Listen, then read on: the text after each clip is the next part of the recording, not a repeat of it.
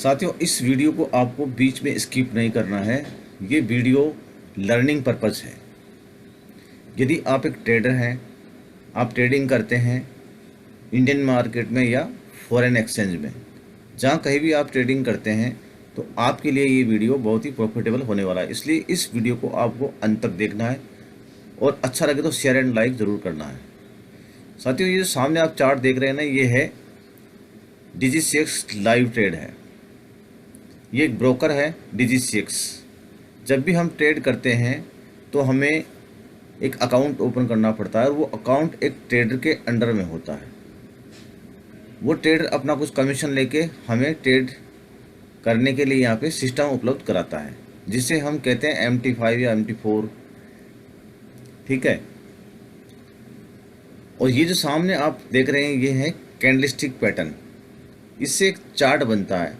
इनके आधार पर हम समझ पाते हैं कि मार्केट अब ऊपर जा रहा है या नीचे जा रहा है। और ये जो आप देख रहे हैं 61.8, 50%, 38.2, ये होता है फिबोनाची रेशो। इससे हम अपने सपोर्ट एंड रेजिस्टेंस प्लॉट करते हैं। और ये जो लाइन, वाइट लाइन नज़र आ रही है, ये है ट्रेंड लाइन। इस ट्रेंड लाइन के आधार पर भी कई ट्रेडर ट्रेड लेते हैं और इसमें ट्रेड करने पर आपको किन बातों का ध्यान रखना पड़ता है। जो मेन कुछ बातें हैं वो मैं आपको बताने जा रहा हूँ। ट्रेडिंग करने से पहले आपको पहले एक डेमो ट्रेडिंग करनी चाहिए मेरे हिसाब से। यदि आप एक बिगिनर है ना, तो आपको पेपर ट्रेडिंग करनी चाहिए। आपको पहले इसमें लर्निंग लेनी चाहिए। रियल अकाउंट पे आप ट्रेड ना करें। यदि आप रियल ट्रेड पे अकाउंट करेंगे तो आप अपना पूरा पैसा लॉस करेंगे यहाँ पे, क्योंकि किसी भी कार्य को करने के लिए पहले उसमें एक स्किल डेवलप करनी पड़ती है, एक महारत हासिल करनी पड़ती है। और वैसा ही हर सेक्टर में होता है। तो ये भी एक व्यापार है, कोई गैम्बल नहीं है, जुआ नहीं है। तो जैसा कि आप देख पा रहे हैं कि गोल्ड में अभी काफ़ी उछाल आया हुआ है। तो ये हम कैसे मेजर करते हैं कि गोल्ड में अब सेलिंग आएगी या बाइंग आएगी। तो बड़े बड़े जो हेज फंड है, बड़ी बड़ी कंपनियां हैं, वो अपने ऑर्डर लगाती हैं। तो ये जो पैटर्न बनते हैं ना, ये सामने आपको एक पैटर्न नजर आ रहा है छोटा सा, ये एंगल फिंग टाइप पैटर्न है। तो इसको हम बड़े टाइम फ्रेम पे देख करके ये पता करते हैं कि अब बड़ी बड़ी कंपनियां यहाँ पे एंटर हो गई है। तो जब भी आप मार्केट में ट्रेड करें तो पहले आपको D1 टाइम फ्रेम पे मार्केट को रीड करना चाहिए। D1 टाइम फ्रेम पे रीड करना चाहिए और फिर आपको मंथली टाइम फ्रेम भी देखना चाहिए कि मंथली में मार्केट किस साइड में जा रहा है। और इन सबको मद्देनजर रखते हुए आपको इंट्राडे स्कैल्पिंग ये सारी करनी होती है। फिर आप छोटे टाइम फ्रेम पे आ सकते हैं, H4 पे, M15 में, 5 मिनट पे, इन पे स्कैल्पिंग होती है। तो साथियों, मेरे हिसाब से आपको, जब तक आप बिगनर हैं, आपको स्कैल्पिंग नहीं करनी चाहिए। आपको बड़े टाइम फ्रेम पे ट्रेड करनी चाहिए। और इसमें यदि आप रियल अकाउंट ओपन करते हैं तो रियल अकाउंट में भी आपको पहले $100 का अकाउंट ओपन करना चाहिए। छोटी क्वांटिटी से आपको यहाँ पे अकाउंट ओपन करना चाहिए, क्योंकि जब तक आप इसमें रियल अकाउंट ओपन नहीं करेंगे ना, तब तक आपके इमोशंस यहाँ पे हावी नहीं होंगे। इस मार्केट में सबसे बड़ा जो एक मैजिक होता है ना, वो इमोशंस का होता है। डेमो ट्रेडिंग में हमारे इमोशंस डेवलप नहीं हो पाते हैं। रियल ट्रेडिंग में हमारे इमोशंस डेवलप होते हैं, फियर एंड ग्रिड, और यही पूरे मार्केट को चलाते हैं। स्ट्रेटजियाँ तो आप सीख लेंगे, लेकिन जो इमोशंस जो है ना, उन पे कैसे काबू करते हैं, वो आपको रियल अकाउंट पे ट्रेड करके ही पता लगेंगे। तो रियल अकाउंट को ओपन करना है तो आपको $100 का, मिनिमम $100 का आप अकाउंट ओपन करें और 0.01 की ट्रेड लें। इससे बड़ी ट्रेड ना लें। तो ये आपको एक लर्निंग पर्पज़ अकाउंट होगा आपका। आप इस अकाउंट से कमाने की ना सोचें। आप ये सोचें कि मैं इसमें एक फ़ीस दे रहा हूँ अपनी। ठीक है। तो अब इसमें आपको किन बातों का ध्यान रखना है। ब्रोकर हमें देता है लीवरेज, तो आपको लीवरेज नहीं लेनी है यहाँ पे। जब तक कि आपको 4-5 साल नहीं हो जाए मार्केट में, आपको लीवरेज नहीं लेनी है। लीवरेज होती है कि जैसे आपके पास में अकाउंट में $100 है, तो आपको ब्रोकर लीवरेज देता है, 1000 की लीवरेज देता है या 500 की लीवरेज देता है, तो आप 5 गुना तक इसमें ट्रेड ले सकते हैं। अपने अकाउंट से ज़्यादा का आप यहाँ पे व्यापार कर सकते हैं, वो होती है लीवरेज। तो आपको लीवरेज नहीं लेनी है। दूसरा होता है इसमें मनी मैनेजमेंट। मार्केट में मनी मैनेजमेंट का बहुत प्रभाव पड़ता है। आपको मनी मैनेजमेंट को भी सीखना है, यानी कि जितना आपका अकाउंट है ना, उसके हिसाब से आपको छोटी छोटी ट्रेड लेनी है। यानी कि $100 पे आपको सिर्फ 2% का रिस्क लेना चाहिए। मनी को आपको मैनेज करके चलना पड़ेगा यहाँ पे। यदि आप अपने इक्विटी को बचा लेंगे ना, इक्विटी क्या होती है, जो आपका इसमें पैसा होता है, उसको अगर आप बचा लेंगे तो आप इस मार्केट में लंबे समय तक बने रहेंगे। तो इक्विटी को बचाना बहुत ज़रूरी है। कहते हैं कि एक ट्रेडर ट्रेड नहीं करता है और मार्केट को वॉच करता है, वो भी एक स्ट्रेटजी होती है। तो आपको जब भी मार्केट में ट्रेड करना हो तो छोटी क्वांटिटी में ट्रेड करें, मनी मैनेजमेंट से ट्रेड करें, और स्टॉप लॉस ज़रूर लगाएं मार्केट में। जैसे ही आप मार्केट में एंट्री लेते हैं, एंट्री लेते ही आप अपना स्टॉप लॉस ज़रूर लगाएं। आप ये ना सोचें कि मैं स्टॉप लॉस लगा दूंगा, तो आप कभी स्टॉप लॉस लगा नहीं पाएंगे और आपका पूरा अकाउंट वॉश हो जाएगा। ये एक ट्रेडिंग साइकोलॉजी बता रहा हूँ मैं आपको यहाँ पे, कोई स्ट्रेटजी नहीं बता रहा हूँ कि ट्रेडिंग कैसे करनी चाहिए। ट्रेड में क्या क्या फैक्टर होते हैं मैं आपको बताने जा रहा हूँ। ये इमोशंस यदि आपके काबू में होंगे तो आप लंबे समय तक मार्केट में बने रहेंगे। तो पहला हमने सीखा लीवरेज, दूसरा मनी मैनेजमेंट, तीसरा stop loss and target. Target होता है हमारा टेक प्रॉफिट, जहां हम प्रॉफिट लेके निकल जाएं। तो प्रॉफिट कितना % होना चाहिए, 1:3 का आप टेक प्रॉफिट रखें, यानी कि $1 जाने का और $3 आने के, 1:3 का रेशो रखेंगे तो आपकी $5 लॉस में भी हो जाएगी ना, तो भी आप अंत में प्रॉफिट में निकलेंगे। आप करके देखना ऐसा, ठीक है। तो ये कुछ बारीकियां थी मार्केट की जो मैंने आपको बताई। यदि आपको और कुछ सीखना है, समझना है, अब एक बात और मैं बताता हूँ आपको कि मार्केट ऊपर और नीचे कब जाता है। मार्केट के पास में कोई खुद की फैक्ट्री तो है नहीं जो मार्केट आपको वहाँ $1 बना के दे देगा, या ब्रोकर अपने पास दे देगा। ब्रोकर तो आपको ट्रेड करने के लिए प्लेटफॉर्म उपलब्ध करा रहा है। लिक्विडिटी प्रोवाइडर होते हैं, इसके अंदर लिक्विडिटी प्रोवाइडर होते हैं बड़े बड़े हेज फंड, बड़े बड़े बैंक्स। उन बैंक्स को ये ब्रोकर आपकी ट्रेड आगे फॉरवर्ड करता है और अपना कमीशन लेके निकल जाता है।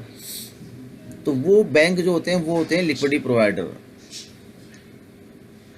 और मार्केट में सारा गेम ही लिक्विडिटी का है।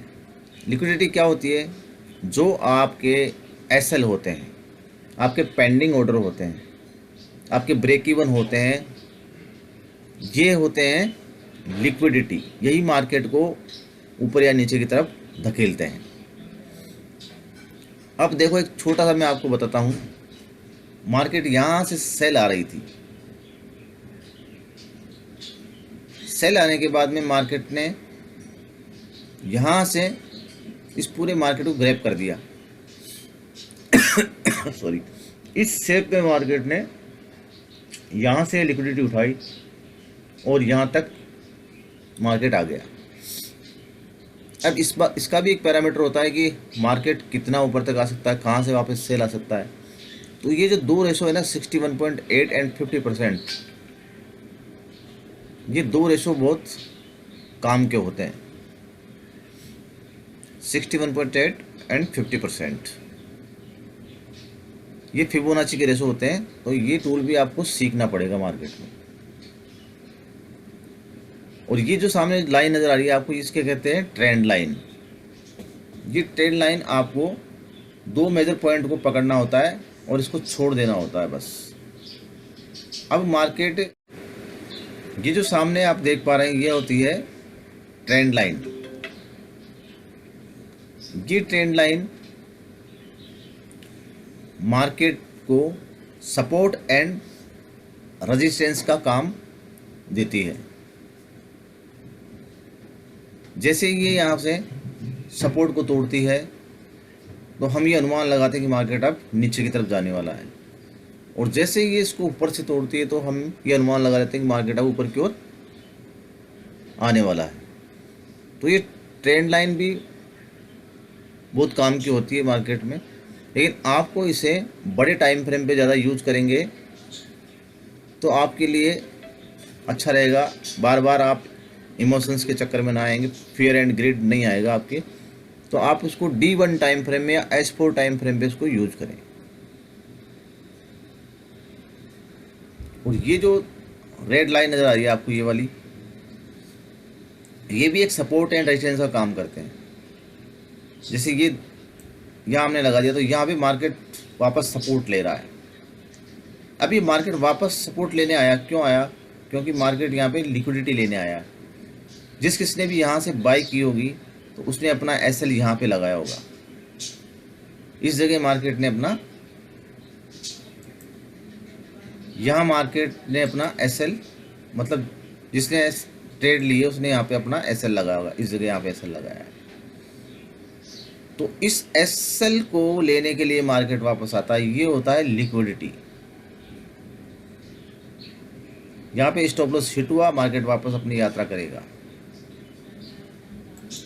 तो ये चीज़ें होती है मेरे साथियों, ये चीज़ें आपको समझना पड़ेगा, सीखना पड़ेगा, मार्केट में लंबे समय तक बने रहना पड़ेगा। और ये जो आप देख पा रहे हैं ये होता है RSI, 40% का RSI है ये पिछली 14 कैंडलों को मेजर करके देता है कि अब मार्केट में क्या मूवमेंट आने वाला है। ये 70, 50, 30 ये रेशो होते हैं। तो ऐसा अनुमान लगाया जाता है कि जैसे ही 30 पे आ जाता है तो ओवर सोल्ड हो गया, मतलब यहाँ से अब मार्केट में बाइंग आएगी। तो देखो होता भी ऐसा ही है, मार्केट जैसे 50 के ऊपर जाता है वापस नीचे आता है तो यहाँ से ये बाइंग चला गया मार्केट। तो इस RSI को भी यूज करके आप एक प्रॉफिटेबल ट्रेडर बन सकते हैं। देखो यहाँ पर बता देता हूँ मैं आपको, जैसे ही मार्केट यहाँ पे 30 पे आया और ये एक पेयर बना, RSI पे ट्रेड लेते वक्त आपको कैंडल स्टिक को भी मेजर करना होता है। कैंडल स्टिक पे एक मतलब एक पैटर्न बनना चाहिए वहाँ पे। जैसे ओवरबोट हो गया तो आपको एक बुलिश पैटर्न ज़रूर देखना होता है, और ओवर बोट हो गया है यानी कि मार्केट बहुत ऊपर चला गया है तो यहाँ पे भी आपको एक सेल साइड का पैटर्न देखना होता है। फिर आप उसके ऊपर अपना SL लगाएं और अपनी TP लगाएं और मार्केट से दूर हो जाएं। मार्केट को आपको बार बार नहीं देखना है।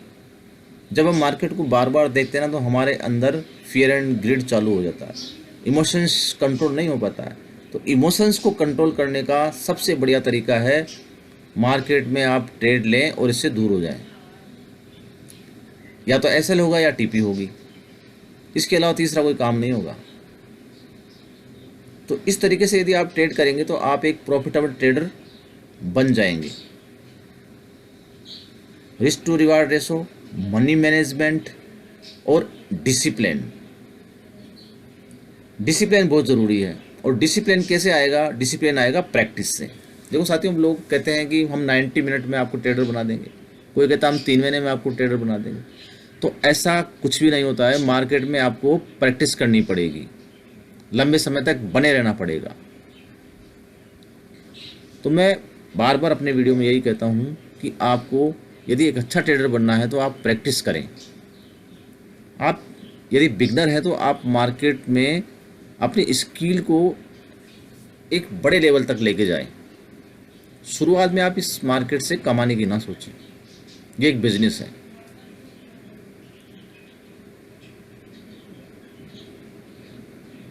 और मैं क्या बताना चाह रहा हूँ आपको, हाँ, और मार्केट चलती कैसे है?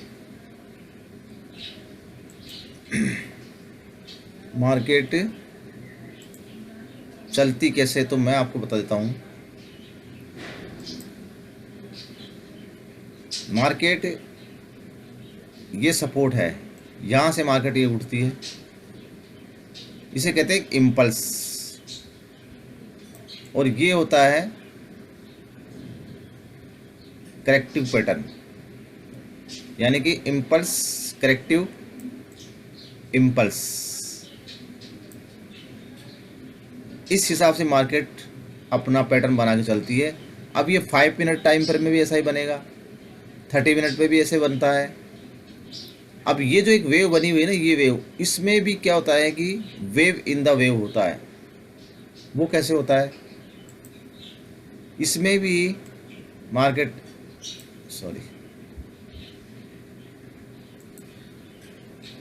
इसमें मार्केट 1 2 3 4 ये 5 इतना घुमाव करके ये एक पूरी वेव बनती है। और ये जो करेक्टिव आया नीचे, इस करेक्टिव में भी 1 2 और ये 3, और ये जो ऊपर गई है ना, इसमें भी फिर 5 वेव की शक्ल में आता है। 1 2 3 4 5, इसे कहते हैं 5 3 5। तो ये चीज़ें साथियों आपको समझनी पड़ेगी। मार्केट कभी भी एक सीमित में नहीं जाता है। इसे कहते हैं impulsive corrective, impulsive corrective, impulsive corrective. ऐसे करते करते मार्केट अपनी यात्रा पूरी करता है। अब आपको कुछ समझना है, सीखना है, तो आप कमेंट्स करें और इस वीडियो को शेयर एंड लाइक ज़रूर करें। यदि आपको वीडियो अच्छा लगा हो तो लाइक ज़रूर करें। धन्यवाद। जय हिंद, वंदे मातरम।